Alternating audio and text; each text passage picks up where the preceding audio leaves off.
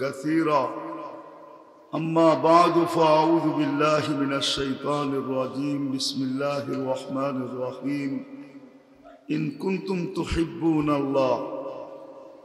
فاتبعوني يحببكم الله وقال رسول الله صلى الله عليه وسلم لا يؤمن أحدكم حتى أكون أحب إليه من والده وولده والناس أجمعين أو كما قال عليه الصلاة والسلام। উক্ত তফসিরুল কুরআন মাহফিলের সম্মানিত সভাপতি, উপস্থিত উলামায়ে কেরাম, এলাকা থেকে আগত মুসলমান ভাইয়েরা, যেই পর্যন্ত লাউড স্পিকারের আওয়াজ পৌঁছতেছে,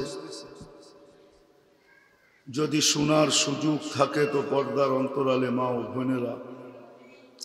কোরআন হাদিস থেকে যতটুকুই তেলাওয়াত করলাম আশা রাখি একই সামনে রেখে কিছু কথা রাখবো, সাথে সাথে সকলের কাছে দোয়ার দরখাস্ত। আল্লাহ আমাকে আপনাদেরকে সকল শ্রোতাকে আমল করার তৌফিক দান করেন। কথা শুরু করার আগে